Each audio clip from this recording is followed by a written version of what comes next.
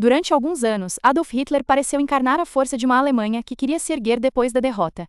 Mas por trás da imagem de disciplina, grandeza e poder, havia um regime construído sobre medo, perseguição, mentira e violência em escala industrial.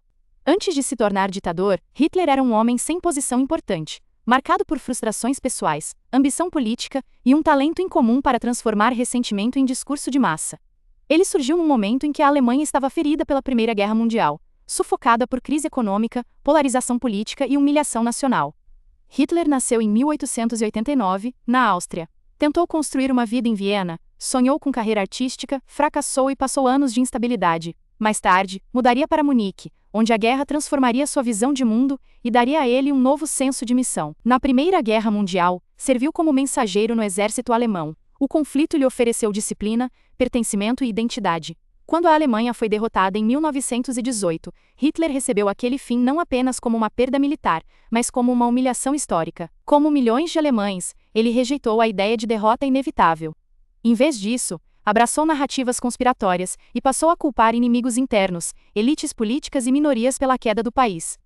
Essa visão distorcida seria o núcleo ideológico de sua trajetória. Na República de Weimar, a jovem democracia alemã tentava sobreviver entre hiperinflação, desemprego, golpes, violência de rua e descrédito institucional. Era um ambiente em que discursos extremos conseguiam parecer para muitos soluções plausíveis. Foi ali que Hitler entrou no Partido dos Trabalhadores Alemães, um grupo pequeno, nacionalista e radical.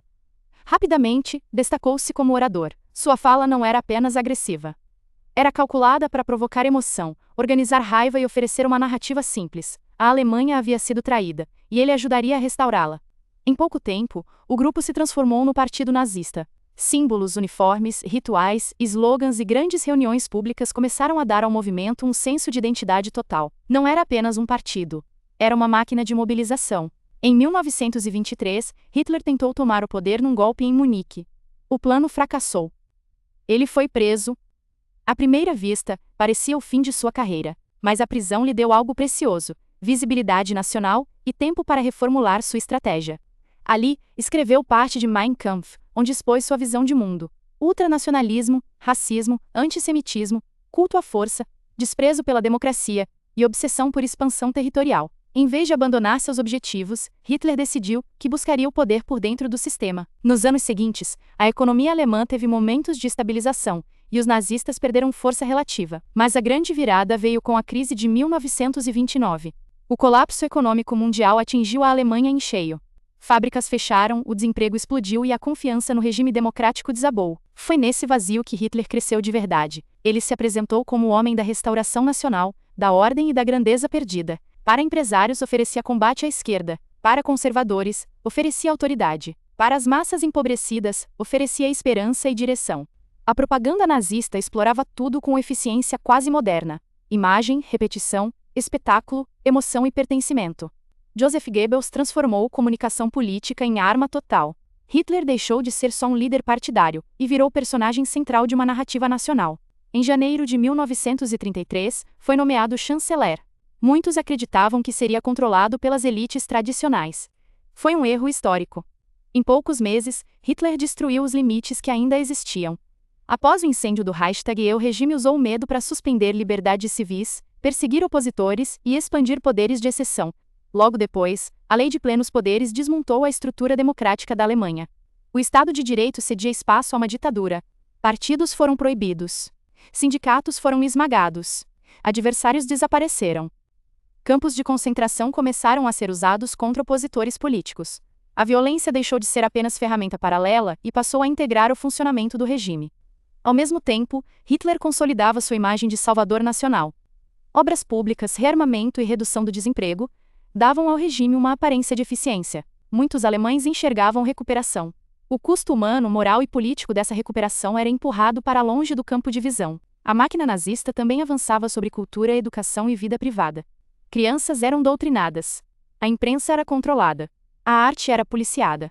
O Estado tentava moldar não só o comportamento, mas a imaginação coletiva do país. Em 1934, com a morte do presidente Hindenburg, Hitler acumulou os cargos de chanceler e chefe de Estado. Nascia formalmente o Führer, líder supremo de um regime em que obediência e culto à personalidade substituíam instituições. Na política externa, a escalada foi gradual, mas deliberada. Hitler rompeu limites impostos após a Primeira Guerra. rearmou a Alemanha, remilitarizou a Renânia, anexou a Áustria e desmontou a Tchecoslováquia passo a passo. Cada avanço bem-sucedido fortalecia sua imagem e incentivava a aposta seguinte. Em setembro de 1939, veio a ruptura definitiva. A invasão da Polônia desencadeou a Segunda Guerra Mundial. O que parecia para Hitler uma sequência de vitórias calculadas, se transformaria no conflito mais destrutivo da história. Nos primeiros anos, o regime acumulou triunfos. A Polônia caiu. A França foi derrotada. Boa parte da Europa ficou sob domínio, ocupação ou influência alemã.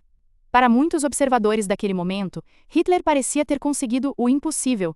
Mas o poder do Terceiro Reich não se limitava ao campo de batalha. Junto com a expansão vieram perseguição sistemática, deportações em massa, trabalho forçado, repressão brutal e a implementação do genocídio contra os judeus europeus, além da perseguição a ciganos, opositores, homossexuais, pessoas com deficiência e muitos outros grupos. O Holocausto não foi um excesso lateral da guerra, foi parte central da lógica do regime. Uma política de destruição organizada pelo Estado, com burocracia, ferrovias, campos, extermínio e uma desumanização metódica. Enquanto isso, Hitler ampliava o conflito. Em 1941, decidiu invadir a União Soviética. A operação começou com rapidez impressionante, mas logo se transformou em desgaste colossal. O inverno, a extensão do território, a resistência soviética e erros estratégicos enormes começaram a corroer a máquina de guerra alemã. Ao mesmo tempo, a guerra se tornava verdadeiramente mundial. Com os Estados Unidos no conflito, a superioridade industrial dos aliados passou a pesar cada vez mais. O Reich ainda parecia gigantesco, mas já começava a lutar contra limites que não podia superar. A Batalha de Stalingrado marcou uma virada decisiva. Não foi apenas uma derrota militar. Foi o momento em que a aura de invencibilidade do regime começou a quebrar de forma irreversível. Depois disso, a Alemanha nazista passou da expansão à retração. Bombardeios devastaram cidades alemãs. O norte da África foi perdido. A Itália se tornou um fronte instável. No leste, o Exército Vermelho avançava com custo imenso, mas de forma constante. Em 1944, com o desembarque na Normandia, os aliados abriram a frente ocidental decisiva. O cerco se fechava.